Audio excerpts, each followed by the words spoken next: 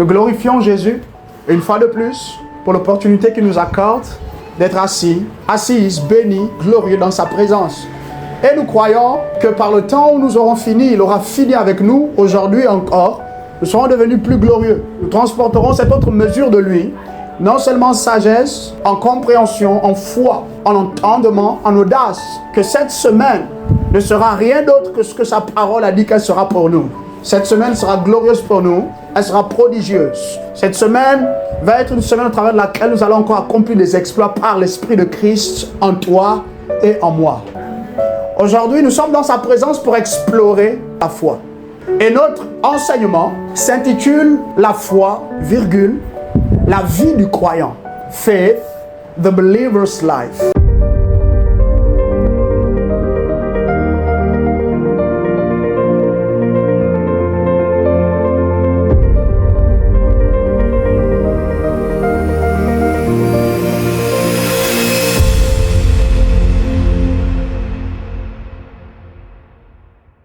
Saint-Esprit, nous te prions, prends le contrôle, domine, règne sur nous, gouverne nos pensées. Laisse-nous être attentifs. Permets-nous de recevoir tout ce que tu as prévu pour nous par la parole, par la foi, par les pensées, de sorte que nous devenions encore des personnes d'autres, des personnes nouvelles. Gloire à toi, précieux Jésus-Christ. Oh, souffle sur nous. Oui, répands ton esprit. Souffle sur nous. Oui, guéris Jésus-Christ. Oui, guéris pour ta gloire. Oh, souffle sur nous. Père, répands ton esprit. Souffle sur nous. Oui, restaure pour ta gloire. Nous parlons de la foi, le sujet de la foi. Nous n'en parlerons jamais assez, nous n'en dirons jamais assez. Mais aussi longtemps que nous sommes sur la terre, aussi longtemps que nous vivons avec Jésus, par Jésus, pour Jésus, la foi est un concept fondamental. La foi est un concept totalitaire, gouvernant, composant, définissant et faisant notre vie chaque jour. Alors nous n'en dirons jamais assez. Aujourd'hui, nous sommes là pour parler de la foi comme étant l'essence même de la vie du croyant. Et la foi doit être ta vie. Au-delà d'être un mode de vie, la foi doit être ce qui te caractérise par essence, ce qui te définit absolument. Ce que lorsque l'on fait mention de ta vie, la chose qui ressort le plus, que l'on mentionne le plus, que ce soit des hommes et des femmes de foi comme toi, ou même les gens de ce monde qui eux aussi ont encore besoin de recevoir le Seigneur de gloire. Ton Seigneur, c'est la foi qui doit être le plus mentionnée. C'est ce qui doit définir ta vie.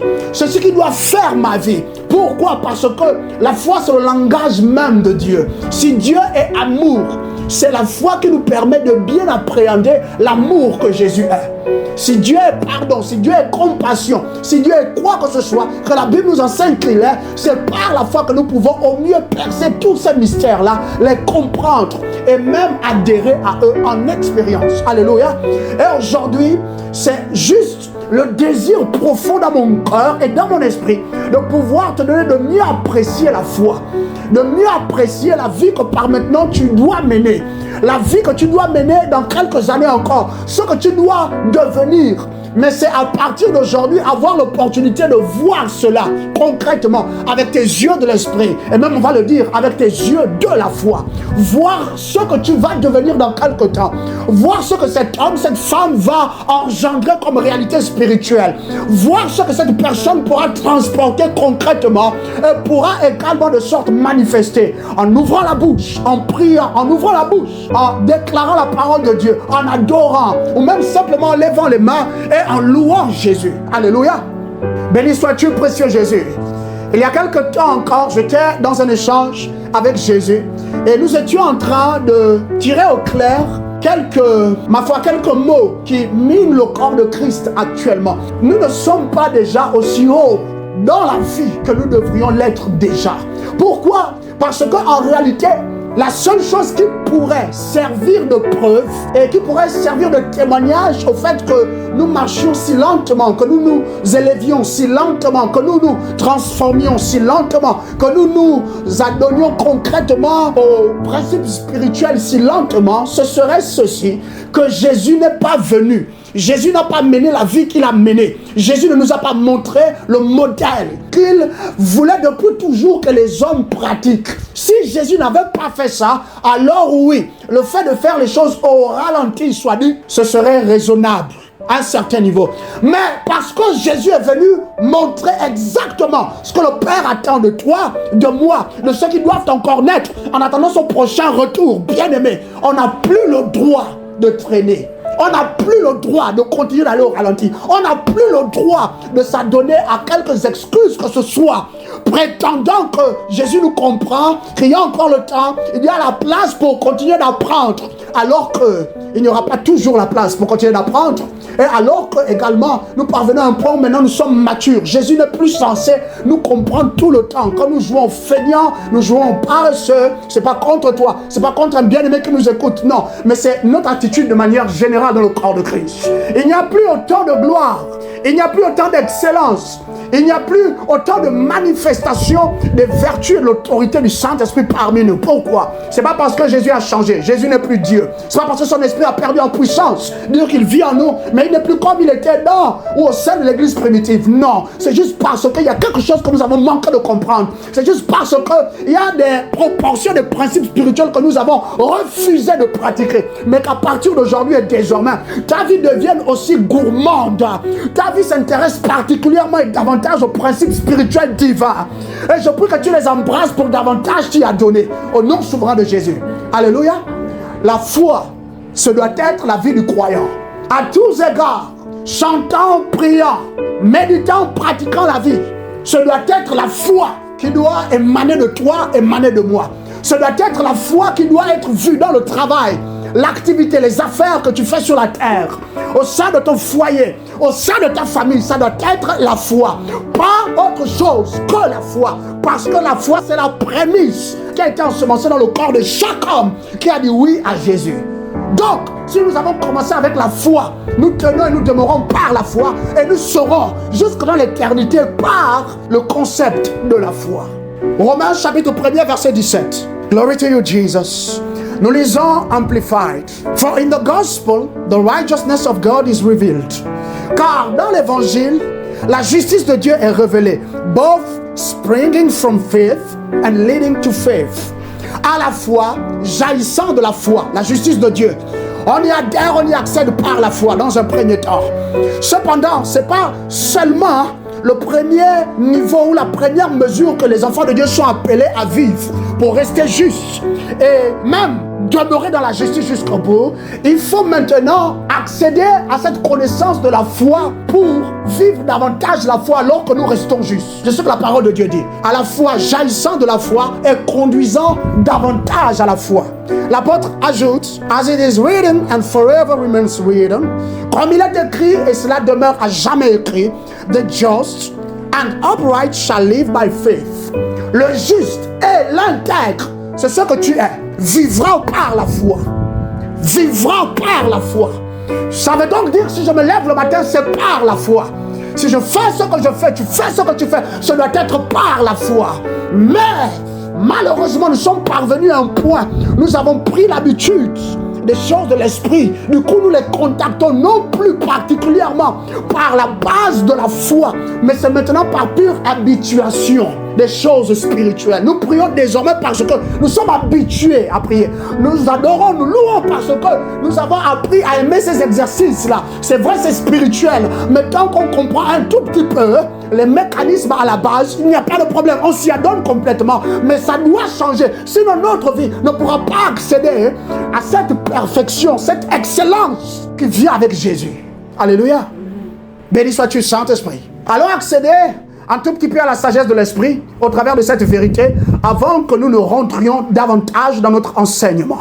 Aujourd'hui, j'ai à cœur que nous bâtissions 2 piliers. Et dans cet enseignement, le premier pilier nous donnera d'apprécier autrement la vie de foi. la vie que Jésus a menée. Mais à côté de la vie de foi, c'est concrètement comment on fait pour rester dans la foi. Et comment on fait pour grandir sans cesse dans la foi. Parce que c'est une des questions à laquelle Jésus n'a jamais apporté une réponse concrète dans les écrits.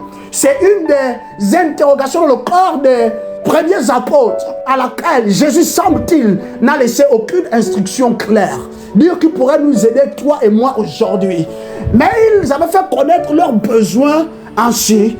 Jésus, ou sinon Rabouni, ou si tu préfères encore Rabbi, qui veut dire enseignant, ou maître, augmente-nous la foi. Parce qu'on a vu les miracles que tu as accomplis. D'ailleurs, même à côté des miracles, ta vie en elle-même, c'est un principe, quelque chose qui est formé, qui est composé, bâti par ce qu'on appelle la foi. Parce qu'on n'a jamais vu aucun homme accomplir les choses que toi tu as accomplies.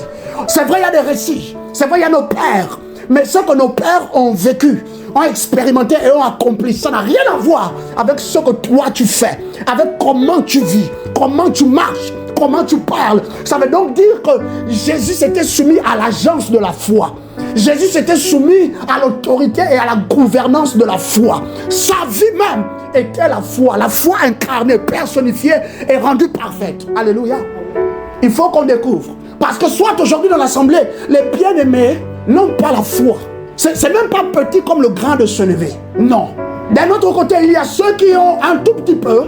C'est peut-être déjà comme le grain de sénévé. Mais comment faire germer ça concrètement? C'est un problème. Et nous sommes en train maintenant donc de lutter, soit par l'arme de la chair, ou simplement par le média de connaissances qui sont les nôtres, jusque même au sein de l'assemblée, reléguant au dernier plan le principe de la foi. Et ça, c'est pas bon. Si nous continuons comme ça, le monde des ténèbres va continuer d'avoir raison de nous. Le monde des ténèbres va continuer de performer la méchanceté, de performer les chaos dans nos nations, sur nos continents, à travers le globe. Mais qu'au nom souverain de Jésus, dans ses compassions, que les choses changent. Que ce ne soit plus le cas pour les ténèbres dans ta vie et dans ma vie, ni au milieu de nous. Que les choses changent par la vertu du Saint-Esprit, qui au travers de cet enseignement ouvre nos yeux et nous communique notre mesure de foi. Béni sois-tu, Jésus. Cette vérité s'articule de la sorte. Quiconque clame, scande avoir la foi, se soumet automatiquement à la foi, à l'exigence et à la responsabilité de continuellement le démontrer par des œuvres qualitatives et des résultats indéniables. Whoever claims to have faith is both subjecting himself or herself to the requirement and the responsibility to continually demonstrate it by qualitative works and undeniable results. Jacques chapitre 2 verset 26. James 2, 26. Nous avons eu accès au salut par la foi en Jésus. Tu le sais, je le sais. Alors, la vie que nous avons été incités ou sinon amenés à vivre donc est régie par la foi en elle-même. Cependant, il y a cette forme de frustration qui n'arrête pas d'aller grandissante dans la vie des bien-aimés. Pourquoi? Parce que nous ne connaissons pas la foi. Nous ne maturons plus dans la foi. Les quelques principes spirituels que nous avons appris à connaître par maintenant, la plupart d'entre nous, nous sommes las d'eux. Nous sommes lassés. On ne veut plus continuer dedans. Pourquoi? Parce que soit ça ne performe pas autant que nous voulions que ça performe, ou sinon ça prend trop de temps avant de performer. Donc, on a jeté à la poubelle le manuscrit divin, celui que Jésus est venu prescrire aux hommes. Cependant, un enfant de Dieu, une des choses qui fait sa fierté à la place de l'esprit, c'est le fait d'avoir la foi, et une foi vivante en Jésus-Christ qui est le seul Dieu vivant. Alléluia. Et cette foi-là, si tu me dis à moi que tu as la foi, comme c'est ainsi que la majorité de nos leaders dans les assemblées disent qu'ils ont la foi, disent que Jésus les a appelés, ils ont été consacrés, ordonnés parce qu'ils avaient la foi en Jésus. Ils savent que le message que Jésus leur a fait parvenir, c'est un message authentique. Jésus les voulait là où désormais ils sont, sur la chair, sur le peuple, le troupeau de Christ. Cependant, leur vie, la majorité d'entre eux, est à beaucoup de proportions une vie qui n'est pas la foi. Non. Leur manière de prier ne reflète pas la foi en Jésus. Leur manière de se comporter reflète de moins en moins la foi en Jésus. Ce qu'ils accomplissent n'est sûrement pas le produit de la foi. C'est soit très petit, soit on bâtit quelque chose quand même d'une très bonne envergure, mais ça ne tient jamais le temps du temps. Mais si tu dis que tu as la foi, voici la chose que tu es en train d'activer de facto dans ta vie, te soumettre à une exigence et en même temps à une responsabilité de continuellement démontrer le fait que tu as la foi. Par quoi? Par des œuvres qualitatives. Nous chantons aujourd'hui, mais notre adoration est de moins en moins qualitative. C'est vrai, il y a cette autre proportion d'adorateurs que Jésus est en train de se susciter de par le monde. Je le sais, mais regarde combien font partie de cette bande-là. Combien de prophètes pratiquent des œuvres qualitatives pour démontrer toute l'autorité et la seigneurie de Jésus au travers de l'appel qu'ils ont reçu de lui. Je parle ici des vrais, les vrais apôtres, les vrais prophètes, les vrais évangélistes, les vrais prédicateurs de la parole, les bergers, les enseignants, ceux-là qui pratiquent, ceux-là qui administrent la foi par des signes, des miracles, des prodiges, des merveilles. Combien sont-ils encore? S'il y a des œuvres qualitatives d'une part, de l'autre côté, il y a le fait d'avoir ce que l'on appelle continuellement des résultats irréfutables qui attestent bien que notre foi est au beau fixe. Est-ce que ta foi, ma foi, est encore au beau fixe en Jésus? Parce que la plupart des coups durs de la vie viennent et assurément ils doivent venir. Mais pour passer la vie étape après étape, toujours avec la tête bien haute, la fierté sur le visage, le regard serein et rassuré, bien aimé, c'est la foi en Jésus. Jacques chapitre 2 verset 26 dit: en effet, de même que le corps sans esprit est mort, de même la foi sans les œuvres est morte. Ma question donc, ta foi est-elle en vie? Est-elle dans un état comateux? Ou est-elle carrément morte? Quelle est la qualité des œuvres que ta foi t'a fait faire jusqu'à présent? Et surtout, où en sont les résultats? L'apôtre Paul dit: celui qui a la foi, on sait qu'il a la foi en ceci, il a des œuvres qui le démontrent. Mais aujourd'hui, regarde nos vies. Même pour bâtir une maison, regarde nos vies. Que Dieu nous en délivre. Béni sois-tu Jésus. Bâtissons le premier pilier de notre enseignement. Quelques faits au sujet de la vie du croyant. Some facts about the believer's life. Je vais partager avec toi 2 faits simplement, mais majeurs et très profonds. Et j'espère de tout mon cœur que ces faits vont te permettre de vraiment reconsidérer ta vie avec Jésus et aussi par maintenant ce qu'elle devrait devenir pour te donner de pouvoir t'engager avec plus d'audace et plus d'envie, devenir plus profond avec Jésus par rapport à la vie que nous avons été incités, appelés à vivre parce qu'il est dans nos vies. Si Jésus est rentré dans ta vie, depuis qu'il est rentré là, par maintenant, normalement, la seule chose qui doit émaner de toi, par maintenant, c'est Jésus. Et lorsque l'on parle de Jésus, on fait allusion à son royaume. Tout ce qui définit son royaume, tout ce qui met en avant son royaume, tout ce qui fait la fierté et la dignité de son royaume. Notre vie, c'est cela normalement. Je vais partager seulement 2 faits. 2 faits simplement pour ouvrir tes yeux et pour te donner même d'être défié. Alors que tu es assis, tu m'écoutes. Parce qu'il faut que nous revenions là-bas. Cette affaire de foi, la foi doit croître, grandir. Je dois être un homme, une femme de grande foi. Parce que je sais que si je n'ai pas une grande foi, je ne pourrai pas ressusciter les morts. C'est faux. Il y a des exigences et il y a des principes qui régissent le fait pour nous de croître dans la foi. Le fait pour nous de devenir des hommes et des femmes supérieurs à la fois dans le spirituel et même dans le naturel. C'est par bien sûr le mécanisme de la foi. Mais d'abord, apprécions ces 2 faits simplement. Et le premier fait, la vie du croyant est une vie spirituelle, entièrement définie, composée et gouvernée par le potentiel de la foi. The believer's life is a spiritual life entirely defined, composed and governed by the potential of faith. Cela signifie que cette vie, la vie du croyant, cette vie spirituelle à laquelle il a adhéré, peut seulement avoir du sens pour le croyant et lui être absolument favorable lorsqu'elle est engagée et expérimentée par la foi. That means that life can only have sense for the believer and be totally favorable to him when it is engaged and experienced by faith. Je suis convaincu que tu as entendu beaucoup de sermons, de prédications au sujet de la foi. De sorte même que les serviteurs, les servants de l'Éternel ont cherché cette définition que l'on pouvait te donner adéquate de la foi. J'ai lu moi aussi là-dessus et je peux t'assurer que les découvertes que j'ai faites ne m'ont pas particulièrement satisfaite, ravie. Particulièrement au sujet de la foi. Jusqu'à ce qu'un jour, par la grâce de Jésus, maintenant il m'a fait entendre ceci. La foi, simplement, c'est l'acte d'obéissance prompte à une instruction que l'Éternel nous a donnée. C'est juste ça la foi. La foi en Jésus, la foi en sa parole, c'est juste avoir reçu une instruction de sa part et se mettre à obéir à cette instruction de manière prompte. Après, sans douter, étant concrètement rassuré que ce qu'il dit, il l'accomplit, c'est d'autres choses. Mais pour un enfant mature, comprends-le désormais dans le Seigneur. Alors que tu migres, alors que tu crois vers des seuils de foi toujours plus conséquents, sache que la foi c'est ça. Maintenant, on te dit que la vie que tu as été appelé à vivre est une vie purement spirituelle. En fait, le truchement sur la terre, ça n'est que façade, avec beaucoup de sagesse, parce que nous comprenons que la sagesse de Jésus est supérieure. Et c'est Jésus qui a voulu que les choses soient ainsi. Mais en temps normal, this life is only a by one. La vie que nous menons naturellement, c'est une vie qui a été achetée. Elle provient de quelque part. Notre vie est purement spirituelle. Et cette vie-là que nous vivons est définie par la foi. C'est la foi qui définit la vie spirituelle. C'est la foi qui la compose. La foi fait la vie du croyant normalement. Et c'est la foi qui gouverne cette vie-là. En temps normal, toi et moi, nous ne devrions plus être par maintenant des gens qui sont toujours comme en train de parler avec crainte dans leur voix. Des gens qui sont toujours en train de voir petit.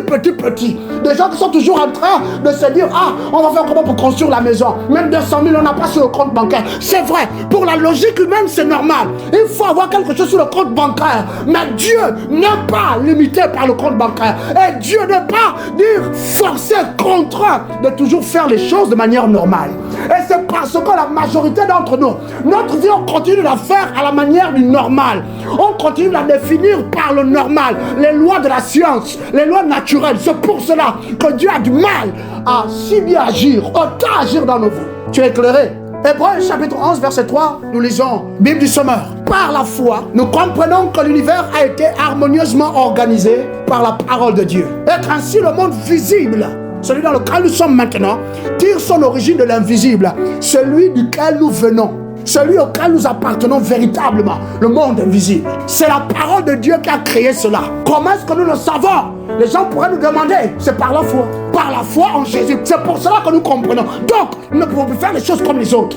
Non, c'est vrai, il y a la place pour raisonner, il y a la place pour méditer, il y a la place pour faire appel à notre capacité intellectuelle, mentale.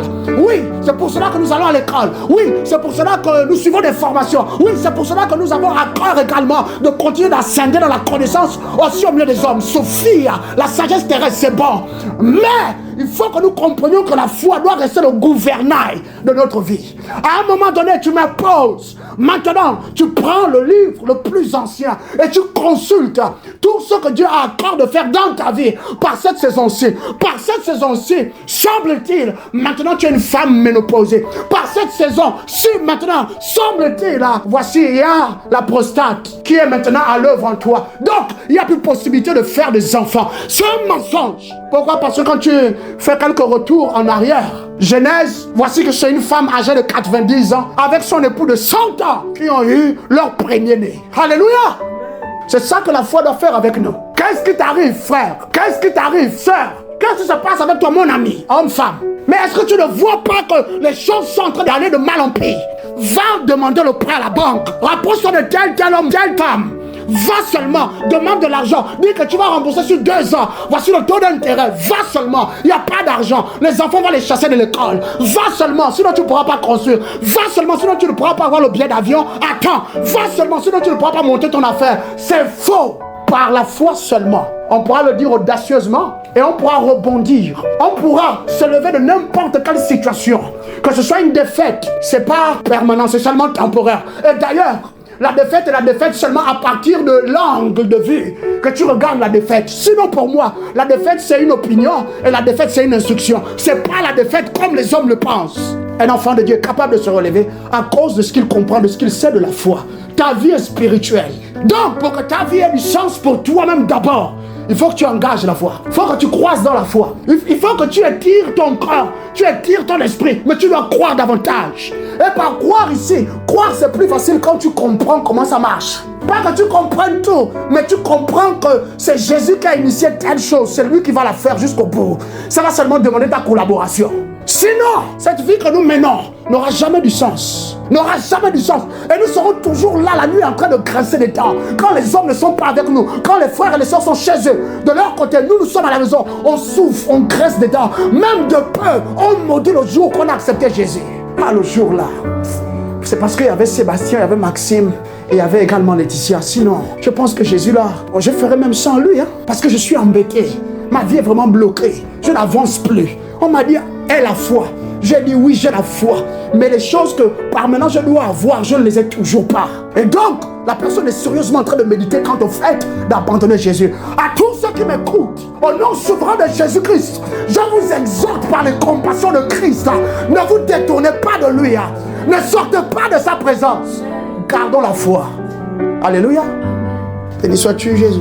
Deuxième fait que je partage pour davantage t'ancrer dans cette vie. En plus de Dieu, le croyant est la seule personne qui doit demeurer, ou si tu préfères, rester au sommet et demeurer glorieusement distingué tout au long de sa vie. Parce que sa vie est destinée à être une démonstration permanente de ce que Dieu est et de ce que Dieu est capable de faire.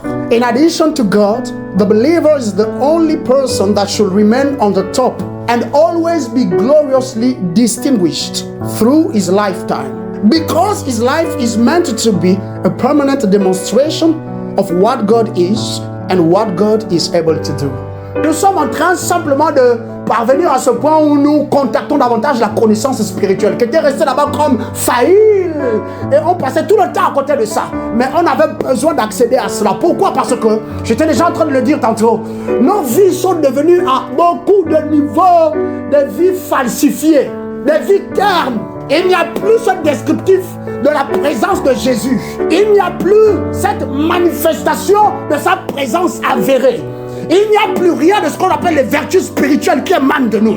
Que l'on prie, que l'on chante, que l'on soit en train de conseiller les gens, que notre présence soit en présence des autres. Rien de plus ne se passe. Pourquoi? Parce que soit nous sommes des démissionnaires, soit simplement, on est parvenu à un point où nous sommes frustrés. Maintenant, la foi, en fait, c'est pour les autres. La foi, c'est resté maintenant un sujet pour l'élite, ceux qui prêchent l'évangile, ceux-là qui ont l'onction pour les guérisons, les délivrances. La foi, c'est pour eux. Nous sommes le peuple, nous allons seulement rester assez. À partir d'aujourd'hui, quiconque est sous le son de ma voix et se comporter de la sorte, je commande ce basculement dans ton esprit, ce basculement dans ton cœur, au nom souverain de Jésus-Christ. Toi aussi, révolte-toi contre ce mode de vie qui ne révèle pas plus que ça, Jésus.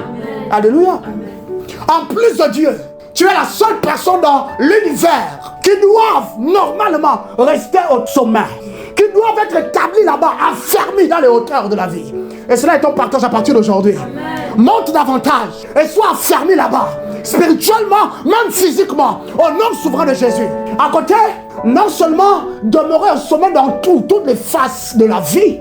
Bien sûr, ça ne vient pas seulement parce qu'on a la foi. Là aussi, il faut comprendre la foi. Il faut comprendre les dynamiques de la foi. Il faut comprendre comment est-ce qu'on combine la foi avec d'autres types de connaissances. Il faut connaître davantage la faveur. Il faut connaître davantage la grâce. Il faut connaître davantage la prospérité. Il faut connaître davantage ceci, cela dans les affaires. Lorsque tu combines ça merveilleusement avec la foi, ça produit quelqu'un d'une autre espèce en expérience au milieu des hommes. Là, c'est plus juste toi en retrait. Dans ton esprit, tu sais que tu es une espèce rare.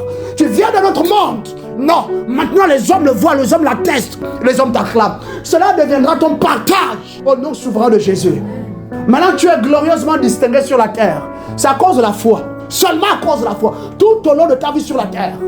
C'est pas je connais tel, mon père voici son nom. Non, c'est à cause de cette compréhension et cette adhésion optimale à la foi. Vivre par la foi. C'est ça qui va distinguer nos vies. C'est pas seulement le montant de prière. D'ailleurs, la prière, quel que soit le montant, la durée de temps de la prière, ça a seulement du sens quand tu pratiques la prière par la foi. Quand tu jeûnes par la foi, avec entendement. Quand tu fais des offrandes par la foi, avec entendement dans ton cœur. Quand tu vas là-bas visiter la veuve, l'orphelin, ceux qui sont malades, auprès du diable pour leur apporter la délivrance. Par la foi, avec la foi, ça a du sens. Et là, tu es distingué. Distingué, bien-aimé. J'espère que par maintenant, nous sommes déjà assez défiés. Non seulement être distingué, mais on comprend aussi que notre vie a été faite pour être une démonstration permanente de ce que Dieu est et de ce que Dieu est capable de faire. Alléluia. Il y a ce chant qui dit Creator of the universe, what can't you do? What can't you do? Jesus. Hallelujah. The name above every other name. What can't you change? What can't you change? Jesus. Pour arriver là-bas, pour que notre vie devienne cette manifestation conséquente de Christ, de comment il est digne, de cet homme qui est illimité, de la gloire, l'excellence d'abord, surtout l'excellence, la perfection en toutes choses. Il faut que nous comprenions ce que notre vie est, par la foi. En dehors de la foi, tu ne peux pas vivre ça. Ça ne servira à rien de tuer le père, la mère et tes frères. Parce qu'il faut sacrifier dans les roses croix. Ces choses stupides. Et non seulement stupides, mais n'ayant aucun sens. Parce qu'on veut la gloire. On veut prier au milieu des hommes. Aucun homme ne gaspillera ta vie. Au sein de l'argent de ton père, de ta mère. Si tu as un frère, un demi-frère, un cousin, une cousine qui allait rentrer dans des obédiences compliquées et par maintenant est en train de subir des pressions, elle doit donner du sang humain pour avoir un poste budgétaire autre, pour avoir plus d'argent, pour avoir des voitures, des avions, faire le tour du monde. Je commande que ce ne sera pas ton sang. Je commande que ce ne sera pas ta vie, ni la vie de tes enfants. Au nom souverain de Jésus. Béni sois-tu, Jésus. Jean chapitre 3, verset 1er jusqu'à 2. Nous lisons la Bible en anglais, Amplified. Now there was a certain man among the Pharisees named Nicodemus. Or, il y avait parmi les pharisiens un homme nommé Nicodème, a ruler among the Jews, un des chefs parmi les Juifs. Verset 2. Who came to Jesus at night and said to him, qui vint à Jésus de nuit et lui dit, Rabbi, we know, Rabbi, nous savons, without any doubt, sans aucun doute, that you have come from God as a teacher, que tu viens de Dieu en tant qu'enseignant, l'enseignant que tu es, le jeune homme que tu es, c'est vrai, certes, mais qui a accompli les choses qu'il a accomplies, c'est qu'il vient de Dieu. La jeune femme que vous voyez là, comment je suis maigre comme ça, mon visage semble-t-il tout bizarre parce que je n'ai pas 3 repas déjà par jour comme vous autres. Cette jeune femme-là qui continue de se priver, ce jeune homme-là même qui n'a qu'une seule basket. Ça va faire maintenant presque 9 mois. Ce jeune homme-là qui marche avec le même jean, le même jet, la même chemise, mais qui a décidé résolument d'offrir sa vie à Jésus par la foi et avec entendement. Ce jeune homme-là, très bientôt, ce sont vos bouches qui vont s'ouvrir avec beaucoup de respect pour dire que sans aucun doute, toi aussi tu viens de Dieu. Pour dire que sans aucun doute, la main de Dieu est sur ta vie. Pour dire que sans aucun doute, Jésus est avec toi. Il ajoute, for no one can do this sign, car personne ne peut faire ces signes, these wonders, ces merveilles, these attesting miracles, ces miracles attestant de ton authenticité venue de Dieu, that you do unless God is with you, que tu es en train de faire depuis que tu es arrivé sur la scène publique, à moins que Dieu ne soit avec toi. Ta vie est censée démontrer ce que Dieu est. Ta vie en elle-même, pas la prière, non, ta vie, pas tes mains, ta vie. Holistiquement parlant, cette capture de toutes les facettes de ta vie qui te font toi là, c'est censé seulement engendrer toujours plus de Christ. Toujours plus de Christ. Ça prendra peut-être du temps, mais je place cette parole sur ta vie. Ceux qui t'ont persécuté une fois vont être ceux qui vont commencer à chanter tes louanges. Vont être ceux qui vont ouvrir la bouche pour dire que l'Éternel est avec cet homme. L'Éternel est avec cette femme. Au nom souverain de Jésus.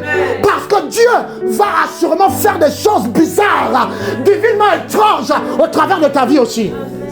Béni sois-tu, précieux Saint-Esprit. Ton amour nous environne, Jésus-Christ. Nous sommes bénis dans ta présence. Adoro soli keve mekemi mampa. Bénis Jésus avec moi. Zotas adrakaka ogamahasa la kanonu enkam vozozi. Selekode yodowakai le mekeya simpaba. Mentayu ke vowaza bakananto ile kebea. Brande balasakada kuaza zaka fawa kampeme. Veleka mama mbaraka. Izazose mfabe le kevia. Vobarbe parana nankuzeye. Sutanis rupawa kuazampa. Ede meneni ankuye lekeye separana. Gugande atahazaka. Gumfazaza kofa ile kebrana kuava. Beleke mayan sufi na mankai zevea. Suba yayente iskeveile. Deba shantia. Zuma sekokaya barua kelfa. Jésus, je te bénis. Jésus, je te rends grâce. Merci pour ma vie. Merci pour le privilège de la foi. Merci pour ce principe à l'œuvre dans ma vie. Merci parce que tu ouvres mes yeux. Merci, Père, pour l'entendement que tu élargis. Et merci pour l'activation, Père, de ma foi. Merci, Père, de ce que tu arroses ma foi. Merci, Jésus, pour la clé que tu m'accordes. Gloire à toi, précieux Jésus. Je demeure dans la foi. Je vis par la foi. Ma vie engendre par la foi. Rien d'autre. Plus jamais. Le bokoto naniki. Et de mkumu sosa. Et talve yabo obliende de ikada sosa. Glemhande selikuwa mama nkobeidesque papa laka. Kumatula. Et derke raganananto zeke le fils kapa. Press a little bit more, please. Press un peu plus dans l'esprit. Press un peu plus. Something is coming. Dans moi, ce il y a quelque chose qui est en train d'arriver. Au drogo, comme un ronco faux. Lève le kemeite, le kebia qui se paye là. Dama. Ababako pele. Zanta ruaka gankeye. Sompa yakapacha. Izuku akompo. Le cobra nakama. Izigi le kinyaku paye le kesrena quoi. La torze, cette maison. Et les mêmes bras. Cette famille, l'esprit de foi doit prendre le dessus.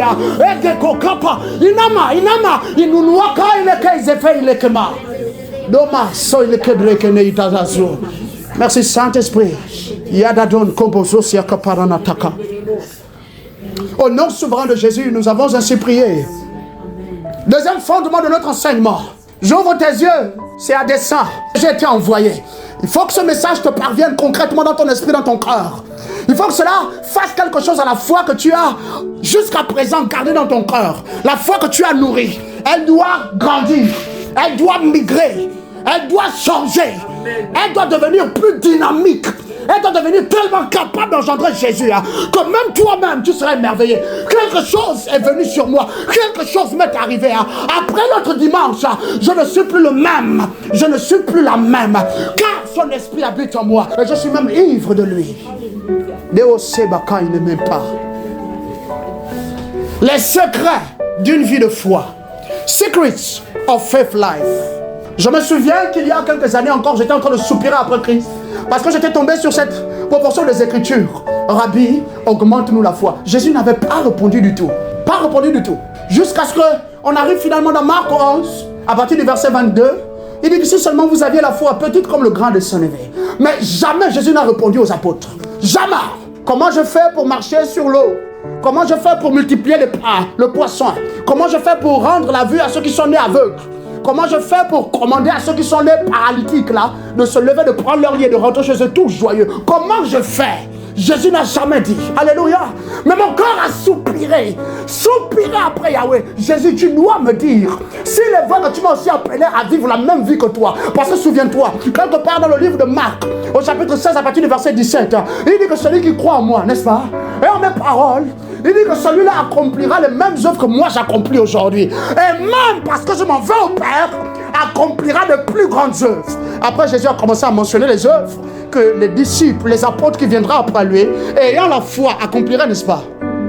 Ça doit être vu dans nos vies. Et c'est ce que j'avais dit à Jésus déjà à ce moment-là.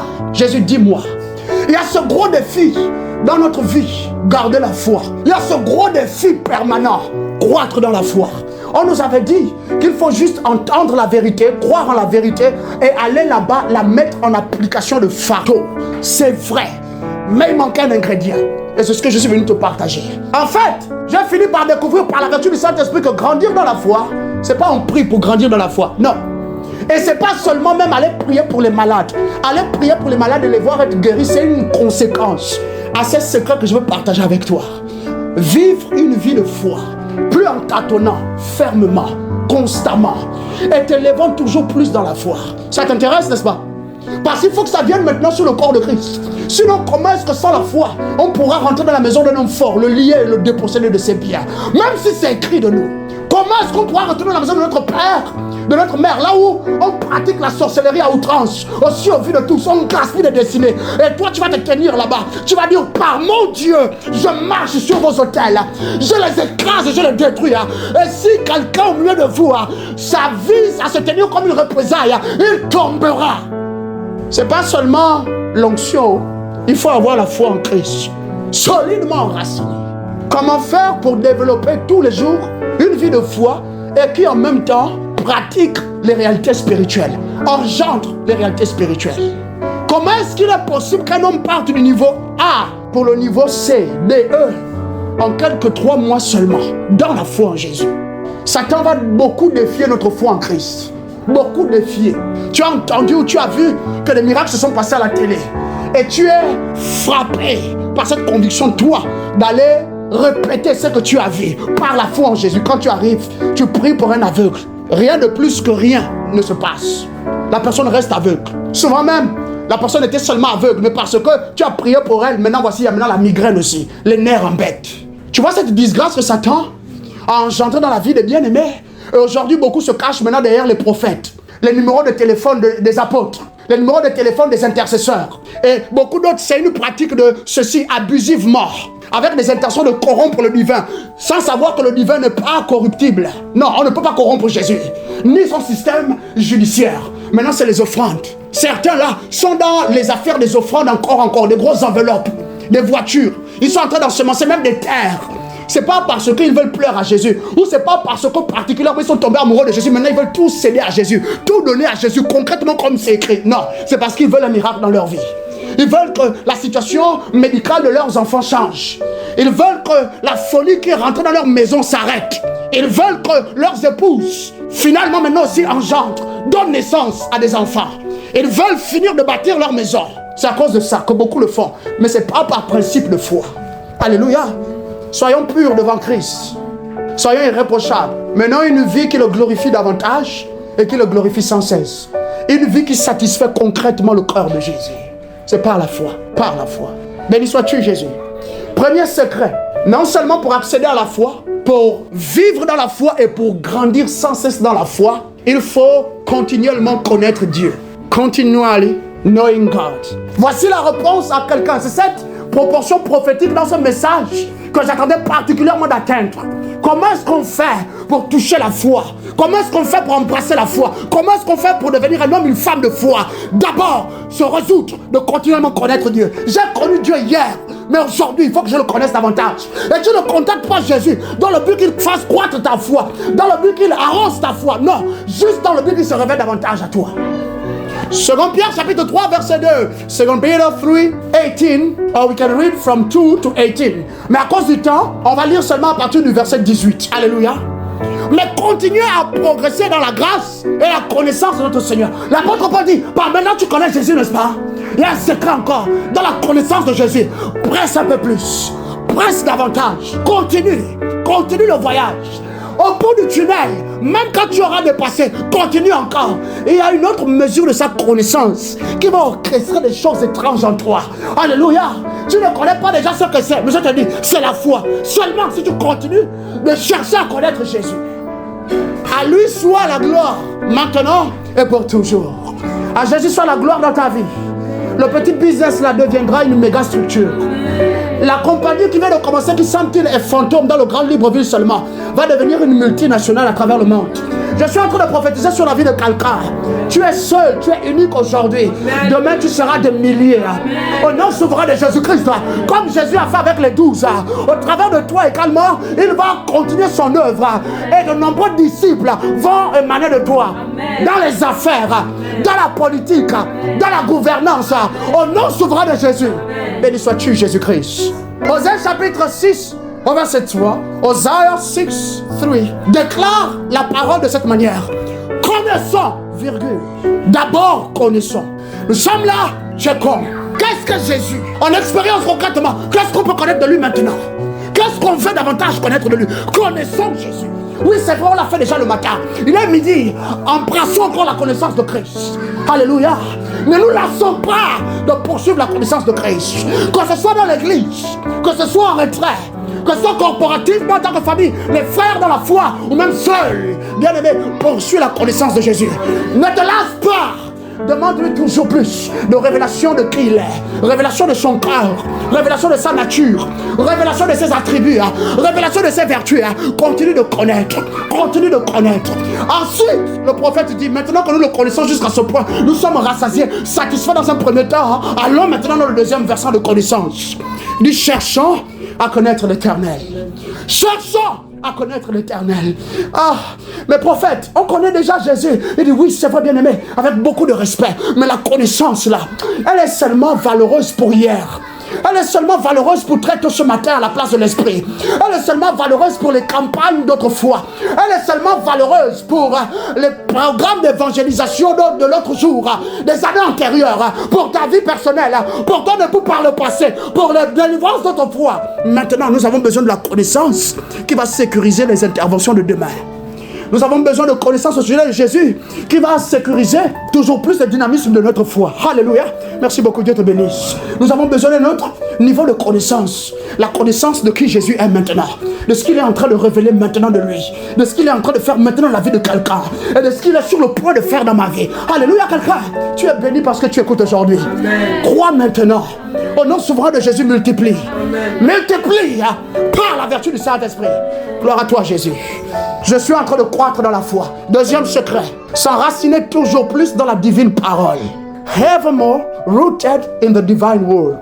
Bien-aimé, je suis passionné de Jésus. J'aime Jésus. J'aime dévorer sa parole. Il faut que ça devienne aussi ton partage. Et quand tu écoutes ton frère, ta soeur te dire ça tout le temps, ça instille quelque chose en toi. C'est pas de la jalousie, non. Non, c'est pas de la jalousie. C'est autre chose que ça suscite en toi. C'est un défi. C'est un défi de ta personne, un défi de ton cœur. Il faut parvenir à ce point où tu peux davantage t'enraciner dans la parole. Je connais Somme. Je connais Esaïe. Je connais Matthieu. Je connais même tel autre verset de la Bible, tel autre livre. Mais bien aimé, il y a encore beaucoup d'autres versets. Il y a encore beaucoup d'autres livres. Et ce que la Bible dit dans Genèse, par le temps que tu lis Genèse aujourd'hui, Genèse 1, verset 1er. Quand tu reviens dans 2 semaines, Genèse 1, verset 1er, on dirait que c'est une autre Bible. Alléluia, à cause de la grâce et de la compréhension. Bien aimé, tu dois comprendre que pour avoir cette foi audacieuse, cette foi qui ramène les morts à la vie, cette foi qui ouvre les tombeaux, cette foi qui change les situations et les circonstances, cette foi qui défie les temps, les saisons et les climats, cette foi qui a l'audace de regarder les dirigeants d'État, les rois, pour leur dire que ainsi par l'Éternel, tu as mal fait. Voici, le jugement de l'Éternel est arrêté contre toi. Mais seulement tu ne mourras pas et il ne te prendra pas le trône. Mais tu vas connaître ce que l'on appelle une chute, une défaillance, le temps que tu te repentes. Ainsi, l'Éternel seulement pourra te relever. Cette foi-là, bien-aimée, il faut davantage s'enraciner dans la divine parole. Il faut connaître la Bible, mais connaître toujours plus. Il faut savourer, dévorer la Bible, encore et encore. Le mail d'hier était bon, mais celui que le Saint-Esprit te réserve aujourd'hui est encore plus délicat, et encore plus délicieux. Alléluia! Donc ne nous lassons pas d'embrasser la Bible. Ne nous lassons pas de l'écouter. Ne nous lassons pas de méditer la Bible. Ne nous lassons pas de demander à Jésus de nous la révéler. Ne nous lassons pas d'embrasser la parole de Jésus. Parce qu'en cela va provenir ton enracinement solide. Psaume 19, verset 8. Psalm 19:8. Let's read TLV. Nous allons lire en anglais la version de la Bible appelée Arbre de vie. The Torah of Adonai is perfect. La Torah, la parole d'Adonai est parfaite. Restoring the soul. Elle restaure l'âme. The testimony of Adonai is trustworthy. Le témoignage, ce qui se dit d'Adonai, est digne de confiance. Making the simple wise. Rendant le simple sage. Communiquant de la sagesse. Notre âme est restaurée continuellement. C'est un travail continuel. Et la sagesse à laquelle nous adhérons vient avec beaucoup de respect en mesure, en des degrés. Petit degré hier, petit degré tôt ce matin, petit degré à midi, petit degré maintenant alors que tu me comptes. Et plus tard dans la soirée, ce sera un autre petit degré. Et c'est dans la continuité de cela que tu peux finalement découvrir que maintenant, tu as accédé à la sagesse divine. Que par maintenant, ton âme est restaurée. Tu peux le dire conséquemment parce que tu sais à quel point que tu es parvenu. Il dit que la Torah, la parole de Yahweh, elle est parfaite. Alléluia. La loi de l'Éternel a fait mes délices. Fait mes délices. David avait d'ailleurs dit l'autre jour, Psaume 119, verset 11. Il dit que je garde ta parole où? Dans mon cœur. Je la garde là-bas. Afin de ne pas pécher contre toi. À ce point, David est devenu un homme qui est tellement semblable à Dieu de cœur. La nature de Dieu l'habite tellement. L'Esprit de Dieu n'habite pas en lui, ne réside pas en lui permanemment comme il est en toi, il est en moi. Mais David est tellement adonné à Dieu, tellement devenu un avec Dieu. Alléluia, par la puissance de la parole de Dieu qu'il avait. Deutéronome 6, les versets 6 à 7 déclarent ceci. Deutéronome 6, 6-7. Les commandements que je te donne aujourd'hui resteront dans ton cœur. Tu les enseigneras à tes enfants. Tu en parleras quand tu seras assis chez toi, assise dans ta maison.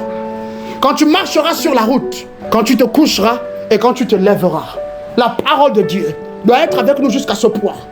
Lorsqu'on décide de s'enraciner, de s'affermir davantage dans la parole, quelque chose est en train de nous être fait. On ne se rend pas toujours compte. Cependant, au bout de quelque temps, ce qu'on remarque, c'est l'audace. L'audace de penser comme Jésus. L'audace de parler comme Jésus.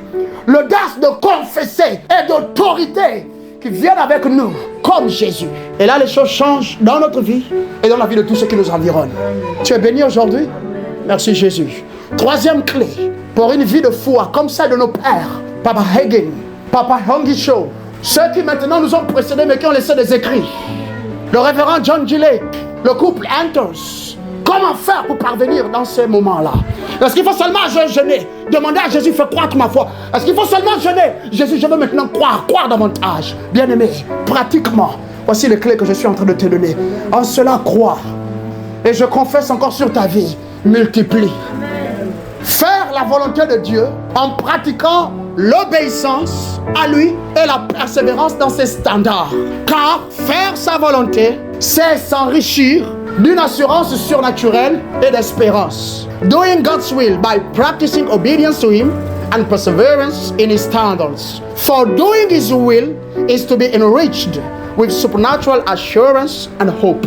C'est un autre fait, c'est juste une autre conséquence. Ici, nous avons à cœur de croître dans la foi, de devenir des personnes qui allons conquérir la foi. Ce concept spirituel, cette vie, cette force qui doit nous gouverner aussi. Alléluia. La chose que nous devons faire par la suite, au lieu de prier pour avoir plus de foi, on doit simplement rester là à pratiquer la volonté de Dieu. Et comment est-ce que simplement on fait la volonté de Dieu de bout en bout? C'est en restant obéissant totalement à Dieu et en persévérant dans ses standards. Tout ce que Jésus demande de faire, on persévère dedans. Même si aujourd'hui, semble-t-il, il n'y a pas déjà la victoire, on persévère dedans. Seulement, on s'arrime davantage mentalement. On cherche davantage à comprendre. Pourquoi est-ce que Rabbi a dit que je dois faire ci plus ça pour avoir tel résultat? Maintenant, j'ai pratiqué ça et j'ai pratiqué ceci. Mais il n'y a pas le résultat escompté. Qu'est-ce qui ne va pas? Le problème, ce ne sera jamais Rabbi.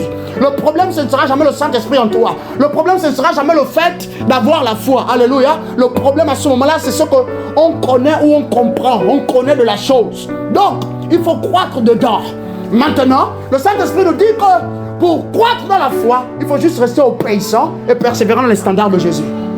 Pourquoi? Parce que tu apprécies que lorsque tu persévères dans ces standards et que tu lui restes totalement obéissant, tu es en train d'enrichir ton cœur d'assurance. Et pas juste d'assurance à la manière des hommes sur la terre. Dit que oui, je sais que quelque chose de bon va m'être fait. Non seulement d'assurance, mais d'espérance surnaturelle.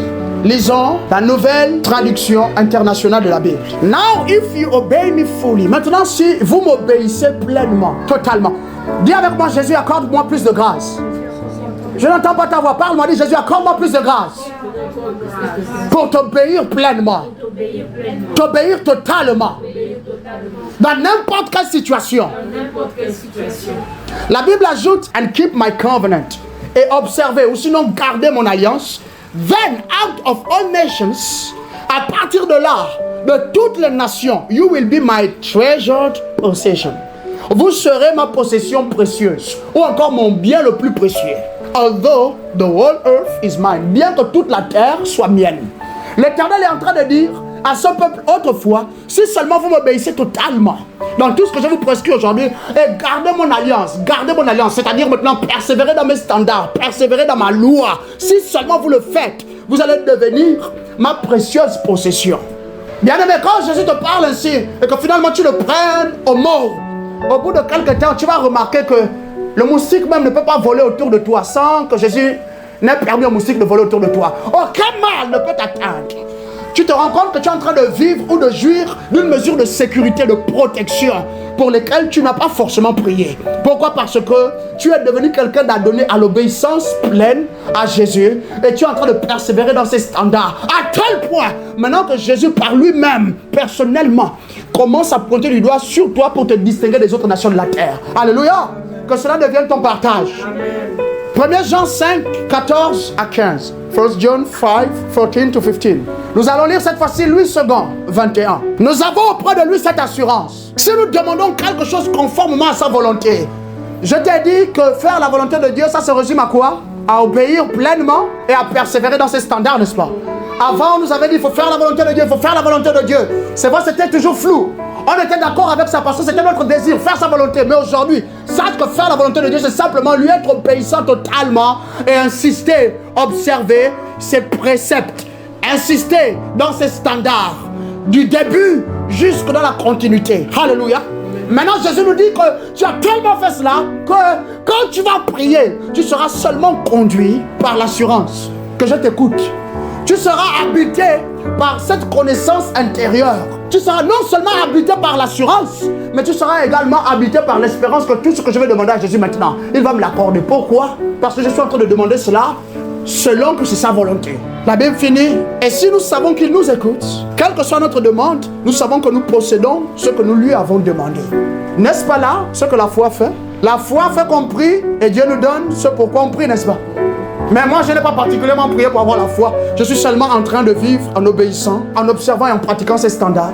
Un jour, je suis en train de m'apprêter pour aller à un service ou à un endroit où on m'a invité. Et puis tu élèves la voix. Tu es seulement en train de penser, soupirer après le fait que les gens ici, certainement qui sont venus malades, doivent être guéris. Et voici quelqu'un dans la foule en train de commencer à crier. L'onction l'a saisi. L'autre ici, net devant là, l'onction vient d'arriver sur lui. Paralytique, complètement de naissance. Maintenant, il se lève, il est en train de sauter. Tu as seulement pensé, soupirer après le fait que les gens soient guéris. Qu'est-ce qui fait ça?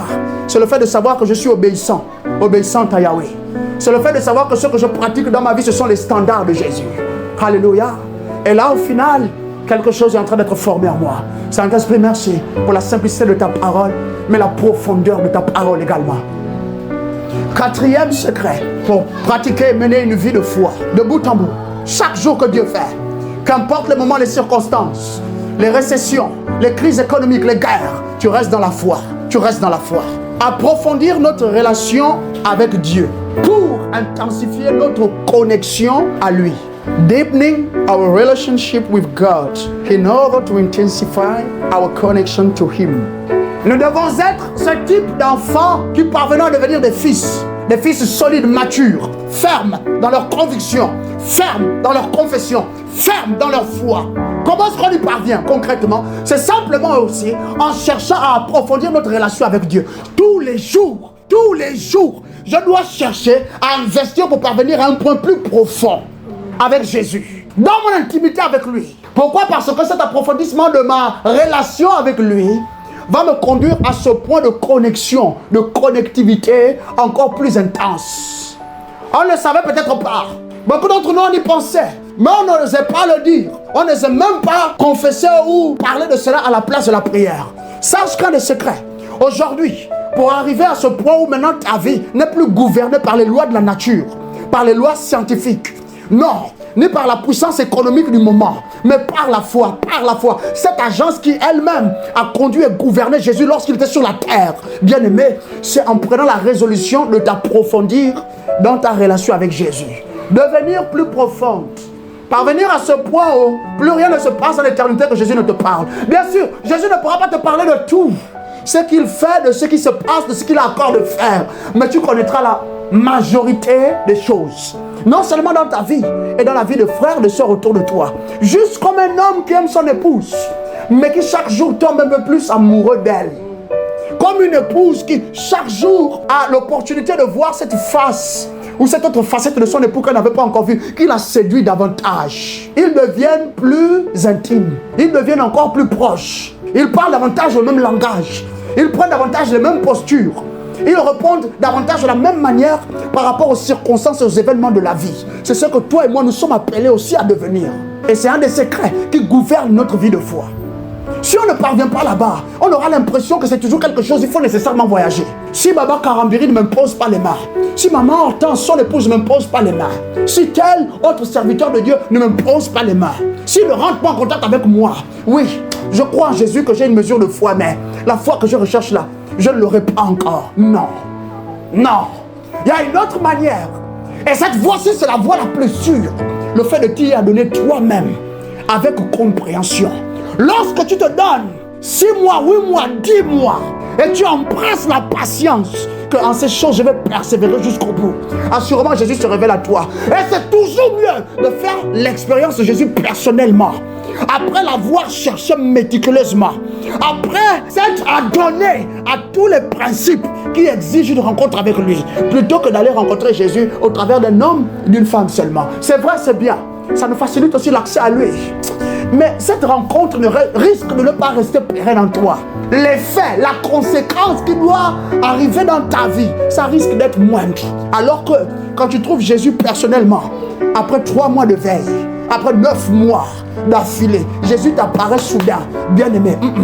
Tu vas devenir un homme, une femme tellement connecté à lui que le moindre de tes soupirs va engendrer la délivrance pour les gens. Le moindre de tes soupirs va être une instruction, va être une parole de sagesse pour quelqu'un. Le moindre de tes soupirs va être une impactation dans la vie, le commerce, l'affaire, le foyer, la famille, le travail de quelqu'un. Une impactation mais tellement lourde et profonde. Alléluia. Pourquoi? Parce que quand on intensifie notre connexion avec Jésus, c'est là seulement que nous pouvons devenir intérieurement forts et que nous serons rendus capables de faire plus que ce que nous pensons que nous pouvons faire. À côté de ça, nous pouvons devenir illimités. Je ne suis pas en train de blasphémer. Alléluia. Voici comment la Bible dit. Philippiens 3, 7 à 8. Philippians 3, 7 to 8. Mais ces qualités que je regardais comme un gain, je les considère maintenant comme une perte à cause du Christ. C'est l'apôtre Paul qui est en train de faire le récit de sa vie en partie. Il dit qu'il y avait des richesses, il y avait quelques 3 acquisitions que j'avais, et je regardais cela comme précieux. Je regardais cela comme un gain. À mon cœur, c'était riche. Mais depuis que j'ai contacté un homme, et depuis que je me suis adonné au fait de le connaître toujours plus, tout ce que j'ai acquis par le passé avant de le connaître lui, maintenant je considère cela comme labour. Par la vertu du Saint-Esprit, recevons la sagesse désormais pour voir toutes ces choses comme de rien. Amen. Comme une perte, pour que nous considérions notre seul gain, Jésus-Christ, la connaissance de lui et le connaître toujours plus, par la vertu du Saint-Esprit. L'apôtre continue, il dit, et je considère même toutes choses comme une perte en comparaison de ce bien suprême, connaître Jésus-Christ, mon Seigneur, pour qui je me suis privé de tout avantage personnel. L'apôtre Paul dit que j'avais un siège au Sénat. L'apôtre Paul dit que j'avais un accès illimité à la Cour constitutionnelle. L'apôtre Paul dit que j'étais le conseiller très particulier du président de la République. L'apôtre Paul dit que j'avais des comptes bancaires bien garnis, bien fournis. On pouvait vivre tranquillement jusqu'à 8 générations après moi. Vivre même follement, de manière insensée, en dépensant ça et là. On aurait vécu jusqu'à 8 générations plus tard. L'apôtre Paul dit, à la conclusion, dans ce passage, il dit tout ça désormais. J'ai volontairement refusé ça. J'ai préféré partager dans des œuvres caritatives, faire des dons parce que je voulais garder Jésus. Mais pas tant Jésus. Je voulais garder le Jésus qui se fait connaître à moi. C'est ce Jésus-là qui se révèle à moi. L'apôtre Paul a contacté la puissance spirituelle à tel point. Cet homme s'est élevé dans le spirituel et sur la terre que même son mouchoir, les démons reconnaissaient sa présence dans les mouchoirs. Il était devenu une entité spirituelle à part entière. C'est vrai, Jésus en lui, mais tellement fourni, tellement transformé par la nature de sa connexion à Christ, que même dans les chaînes, l'apôtre Paul écrivait pour encourager. Après avoir été flagellé, fouetté, même lapidé, l'apôtre Paul écrivait des lettres pour encourager, pour bénir, pour impacter, pour transformer, pour élever, même pour prier pour les malades, ressusciter les morts au loin. Alléluia. À cause de son intensité de connexion à Jésus. Que cela devienne notre partage. Amen. Et déjà considère tout cela comme des déchets afin de gagner le Christ et m'unir toujours plus à lui. Je considère le reste comme des déchets. Bien sûr, chaque chose est à sa place. Mais je ne contacte plus l'argent comme je le contactais autrefois. Non, non, non, non, non. Ce qui fait mes délices, mes plaisirs, ma satisfaction intérieure, c'est plus aller prendre quelque temps de nage à la piscine, non, ou à la plage. Non, c'est plus seulement aller prendre le jet privé pour aller ça et là. Non, bien aimé, c'est plus sortir la nuit. Non, c'est plus ça. C'est plus les mains délicates toutefois. Maintenant, c'est Jésus. Le fait de l'appréhender toujours plus afin de m'unir, de venir toujours avec lui. Philippiens 4:13 crie, je prie tout par Christ qui me fortifie, par celui qui me rend forte. Je prie tout. Et on peut seulement parvenir là-bas, je prie tout. Laisse-moi d'abord t'enseigner même. Je prie tout. C'est pas tout ce qui passe dans notre tête qu'on peut faire parce que Jésus est en nous. C'est tout ce que Jésus nous a appelés à faire. Tout ce qui vient avec sa volonté. C'est ça que le croyant a été rendu capable de faire parce que je puis tout. Maintenant, je puis tout, bien aimé. Élargis ta conscience, élargis ta mentalité, élargis ton entendement. Comprends que tu peux ressusciter les morts par Jésus en toi. Et tu dois ressusciter les morts.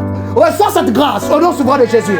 Comprends que tu dois parler à la vie des hommes et faire basculer les climats, défier les circonstances et les pronostics des humains dans la vie de ton frère, de ta soeur. Alors que tu fléchis les genoux, alors que tu élèves les mains, et alors que tu es en train d'ouvrir ton cœur pour parler dans la langue des anges, de mystère. Ça va au kaparana, rebe kopazanda kalake, otuakayam fizimi kikba, otavasakana kapakakokama, iteveseva, itevomva, belebodondo, le komaya kapara, dergodonto skili kiviakofa. Le cancer est apparu. On ne sait pas quelle route le cancer a emprunté, mais on sait une chose, le cancer là, ne peut pas vivre dans ton corps. Le cancer ne peut pas perdurer dans tes trompes. Il ne peut pas perdurer dans ton sang. Le cancer ne peut pas perdurer sur ta peau. Mensonge. Alors que tu es en train de prier, tu es simplement en train davantage de t'en remettre au Saint-Esprit. Et là, le Saint-Esprit ouvre tes yeux. Il te montre, il te parle, il te dit comment ça s'est passé. Ce qu'on a fait dans le secret, dans les ténèbres, contre ton frère, contre ta soeur. Et après, tu arrives à un point où tu as sa rousse. Il te dit maintenant, confesse. Déclare comment que le cancer meurt. Ozawake Pazana. À quiconque qui nous écoute, nous t'envoyons cette parole parce que la parole de l'Éternel doit toujours nous parvenir pour être délivré d'abord. Au nom souverain de Jésus, que le cancer qui a attaqué le sein de notre soeur meurt au nom souverain de Jésus. Qu'il meure, que les cellules cancéreuses dans ton sang meurent dans ton sang, meurent dans ton sang, meurent dans ton système, meurent au nom souverain de Jésus-Christ. Le cancer qui a attaqué les poumons, le cancer qui a attaqué le cœur, le cancer qui a attaqué le foie, le cancer qui a attaqué la peau, au nom souverain de Jésus, nous commandons au cancer de mourir. Nous commandons au cancer de mourir. Nous commandons aux cellules cancéreuses de mourir. Nous commandons à cet esprit qui est rentré pour affliger ton corps, ton organisme et ton système du cancer pour te tuer, d'être arrêté maintenant. Arrêtez, arrêtez, lié. Nous le chassons hors de vous, hors de vos corps, hors de votre sang, hors de vos organes, hors de vos cellules. Et nous commandons la restauration maintenant de vos corps et de la santé à vous. Recevez la parole de l'Éternel. Recevez son esprit de guérison. Par la foi en Jésus. Gloire à toi, précieux Saint-Esprit. C'est seulement à ce point-là, qu'on décide d'approfondir notre relation avec Jésus. Quand on décide de le connaître avant toute autre chose pour nous d'abord. Quand on décide d'aller à ce point où Jésus se révèle habituellement et de patienter le roi des rois, le Seigneur de gloire. De patienter encore et encore. Alléluia. Bien-aimé, tu parviens à ce point où finalement, le battement de ton cœur est celui de Jésus. Tu parviens à ce point où finalement, Jésus soupire, tu sais ce qu'il est en train de dire. Tu parviens à ce point où finalement tu peux dire, Jésus, tu es tout pour moi, et des larmes coulent de tes yeux. Tu parviens à ce point où ton amour pour lui, tu sais où il est maintenant. Et tu sais ce que ton amour pour Jésus peut te faire par lui. Tu sais jusqu'où tu serais prêt à aller pour lui sans jamais revenir sur tes pas. Tu sais que par maintenant, tu ne le trahiras pas. Tu sais que par maintenant, non, tu ne retourneras pas en arrière. Tu ne rebousseras pas chemin. Parce que tu es parvenu à ce point où, absolument, quand tu dis Jésus, tu es tout pour moi, en soi, c'est ce qu'il est. Et quand tu le dis, regarde comment il se révèle. Quand tu le dis, regarde comment il vient te toucher. Quand tu le dis, regarde comment il vient agir. Quand tu le dis, regarde cette joie qui émane de toi pour te bénir, t'affermir, te guérir, alors que tu n'as même pas demandé la guérison. Alléluia. Jésus, nous te bénissons. C'est seulement là que notre foi grandit. C'est seulement là que la foi authentique, la foi biblique, la foi de notre foi, la foi de Père Abraham, la foi de Père Isaac, la foi de Père Israël, la foi de David le roi, la foi des prophètes, la foi qu'a habité Jésus sur la terre nous habite aussi. Gloire à toi, précieux Jésus. Gloire à toi, Saint-Esprit. Dernier secret. Vive avec la conscience que Dieu est l'auteur de la foi en nous. Live with the awareness that God is the author of faith in us. En conséquence, les résultats produits par notre foi en Dieu dépendent seulement de lui. Therefore, the results produced by our faith in Him depend only on Him. Ces résultats-là dépendent seulement de lui. Ne sont que par lui, viennent de lui. Saint-Esprit, gloire à toi. Je prie simplement que cette proportion particulièrement parvienne à un jeune homme qui est en train de s'atteler, de s'apprêter, de s'arrimer pour se lever dans l'office prophétique. Un autre jeune homme qui est en train de s'apprêter dans le silence et dans le secret, conduit par l'esprit de grâce, l'esprit de vie, l'esprit de crainte et d'amour de l'Éternel, pour se lever dans le couloir de berger, de pasteur. Un jeune homme à une jeune femme qui s'apprête à recevoir l'imposition des mains de nos pères par la foi pour être consacré, intronisé à cet office d'évangéliste, de parlemante. À celui-là, celle-là qui soupire après la grâce de se lever par la foi pour accomplir des signes, des prodiges, des merveilles sur la terre. À cet homme appelé à être apôtre. Nous prions que cette proportion particulièrement vous parvienne en cette saison, en cet temps, et que cette proportion ouvre vos yeux, et que cette proportion également pousse ou manifeste la conséquence de cette visitation divine que vous attendiez. Au nom souverain de Jésus. Comment se lever dans la foi concrètement? Vivre avec la conscience que la foi dans mon cœur, c'est Dieu qui en est l'auteur. Et parce que c'est Dieu qui engendre la foi dans mon cœur, Romains 12, 3, par la grâce qui m'a été donnée, dit l'apôtre Paul, je dis à chacun de vous de ne pas avoir une trop haute opinion de lui-même, mais de garder des sentiments modestes, chacun selon la mesure de foi que Dieu lui a donnée. Il y a la foi en toi. Il y a déjà une mesure en toi et en moi. Il y a la foi dans ton frère et dans ta soeur. La différence, c'est que eux, ils n'en ont pas déjà conscience. Nous en avons déjà pleinement conscience. Maintenant, nous avons aussi pris la résolution de nous élever et de bâtir des connaissances en conséquence à partir de cette révélation que nous avons. Dieu nous a greffé une mesure de foi. Seulement, une des luttes que nous avons observées encore dans les ministères que les uns et les autres ont reçues, c'est ceci. On pense qu'il faut particulièrement, lorsqu'on prie pour les gens, nous attendre à voir la situation prendre effet sous nos yeux. Non, bien-aimés. Pourquoi? Parce que même si on a la foi en Dieu, ce que notre foi en Dieu doit produire, c'est du ressort de Dieu. Cela dépend de Dieu. Cela vient de Dieu. Cela est par Dieu. C'est Dieu qui exauce nos prières. C'est Dieu qui guérit les malades au travers de nous. Quand bien même, il nous a dit, allez guérissez les malades. Matthieu 18. Guérissez les malades. C'est l'Esprit de Jésus en nous, au travers de nos mains qui touchent les hommes, qui les guérit. C'est Jésus dans notre bouche, dans le son de notre voix, qui bénit les hommes, impacte leur vie, les élève, les transforme, les délivre, les restaure et les établit pour les affermir. Alléluia. Éphésiens 3, 20. À celui qui est capable de faire, qui est capable de produire, à celui qui est capable de manifester, bien plus au-delà de ce que nous pensons, de ce que nous imaginons, de ce que nous demandons, de ce que nous pouvons méditer, par sa puissance qui agit en nous. La puissance de Jésus agit en nous parce qu'on a la foi. Par la foi, la puissance de Jésus agit dans notre cœur, dans notre corps, pour manifester les capacités de Jésus dans la vie des autres. Donc, normalement, avoir la foi, ça ne devait plus être une affaire de casse-tête, mais ça devait maintenant devenir véritablement la chose qui colorie ma vie, la chose qui définit ma vie. Maintenant, tu comprends mieux, n'est-ce pas? Pourquoi est-ce que Jésus nous appelle à vivre par la foi? À cause du fait que je t'ai présenté et à cause de ce secret-ci, que finalement, il a inculqué aux apôtres. Béni sois-tu, Saint-Esprit, qu'il est aussi en train de t'inculquer aujourd'hui. Il n'y a pas de raison qu'après aujourd'hui, ta vie ne change pas. Que ta vie ne produise pas plus de conséquences.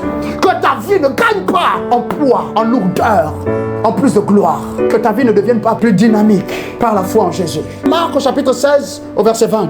Les disciples partirent pour annoncer partout la bonne nouvelle. Après que Jésus soit parti, il est monté, il est retourné au Père, il est assis à sa droite. Le Seigneur les aidait dans ce travail et confirmait la vérité de leur prédication par les signes miraculeux qui l'accompagnaient. Les signes miraculeux qui accompagnaient qui? Jésus. Autrefois, quand il était sur la terre, les prodiges, les miracles, les signes qu'il a accomplis, les mêmes signes accompagnaient les apôtres quand ils sont allés prêcher la parole, communiquer la vérité. Mais c'est Jésus qui était en train d'orchestrer encore une autre manifestation des mêmes signes qui se manifestaient quand lui-même il était sur la terre. Alléluia. C'est Jésus qui œuvre, qui agit de la sorte. C'est Jésus qui nous bénit de la foi et qui donne du sens à notre foi. C'est Jésus qui fait carburer notre foi. C'est Jésus qui rend notre foi capable de performer. Nous, on a seulement le droit d'expresser la foi. Nous avons été bénis aujourd'hui. Élevons notre foi et rendons grâce à Jésus. Béni sois-tu, précieux Jésus. Mazio soko po maman ke feile. Adaro ko papakanda dize ke sana. Du ke fozi ke le pere ke namanzo vozo soko polo komayan TV. Nous te bénissons Jésus. Nous te rendons grâce. Nous te magnifions. Merci pour aujourd'hui. Merci pour cet éclaircissement. Merci pour ta vérité. Merci pour la joie de ta parole. Merci Seigneur pour l'authenticité de ta parole. Et merci pour ce que ta parole est maintenant en train d'établir en nous, de bâtir en nous conséquemment au sujet de la foi. Maintenant, je prie que ce domaine de ma vie, qui était pendant très longtemps resté très peu éclairé, très peu animé, au nom de Jésus, très peu bâti même, maintenant, les choses changent. Avec ma foi, toute ma vie, avec ma foi, tout ce que je suis, avec ma foi, tout ce qui me caractérise et me définit. Maintenant, ma foi en Christ prend une autre mesure, est formée davantage, bâtie davantage pour la gloire de Jésus. La gloire de Jésus, les honneurs de Christ, les honneurs de Christ. Nous te bénissons, Jésus. Merci pour les frères. Merci pour les bien-aimés. Merci pour les hommes, les femmes que tu as invités dans ta présence aujourd'hui encore. Gloire et louange à toi. Merci pour tout ceci. Au nom souverain de Jésus, nous avons prié. Jésus-Christ, je te bénis et je te rends grâce pour leur présence ici. Seigneur Père, fais fructifier leur présence seule aujourd'hui dans ta présence. Seigneur Père, donne-leur de devenir cette huile sainte qui brise tous les jougs. Donne-leur de devenir en conséquence, Père, cette parole d'autorité qui renverse les choses, qui défait les rois, qui défait les royaumes, qui défait des circonstances et des situations. Au nom souverain de Jésus, Seigneur, donne-leur d'expresser concrètement la foi en toi. Donne-leur désormais de vivre cette vie qui t'honore, cette vie qui t'élève, cette vie qui te bénit, au milieu des hommes, jusque dans le lieu secret. Gloire à toi, précieux Jésus. Nous prions pour cette semaine. Quand cette semaine commence, Seigneur, la manifestation de cette mesure de foi que tu as greffée en nous aujourd'hui. Quand cette semaine commence, la révélation de ce nouvel homme, de cette nouvelle femme que tu vas faire jaillir de nous. Au nom souverain de Jésus, quand cette semaine commence, Père éternel, la conquête de nouvelles victoires, la conquête de nouveaux territoires, la conquête de nouveaux foyers, la conquête de nouveaux domaines, dans cette nation, au sein de familles, dans nos vies, sur ce continent africain, au nom souverain de Jésus. Et nous déclarons qu'en cette semaine, Jésus-Christ vient au secours de l'Afrique. Il vient au secours de nos nations. Il vient au secours de la nation gabonaise, au secours du Burkina Faso, au secours du Congo, au nom souverain de Jésus. Jésus se lève pour nous. Il juge le méchant. Jésus traite avec nos ennemis. Et Jésus nous accorde la délivrance et la liberté. Merci Seigneur de nous restaurer dans ta présence. Merci de nous relever. Et merci de nous bénir à jamais. Gloire et louange à toi pour tes enfants. Tu bénis, tu gardes et tu préserves. Merci Yahweh. Au nom souverain de Jésus, nous avons prié. Amen, amen et amen. Partageons la grâce, je te prie. Que la grâce de notre Seigneur Jésus-Christ, l'amour de Dieu le Père et la douce communion du Saint-Esprit soient avec nous de maintenant et à jamais. Amen. Sûrement, le bonheur et la grâce nous accompagneront tous les jours de nos vies et nous demeurerons dans la présence de Jésus de maintenant et à jamais. Amen, amen et amen. Que Dieu te bénisse, qu'il continue de faire luire sa face sur toi. Amen. Et que entre maintenant et dimanche prochain, ce que tu as reçu aujourd'hui te donne de devenir en expérience une merveille. Amen. Que sa présence en toi continue de s'intensifier.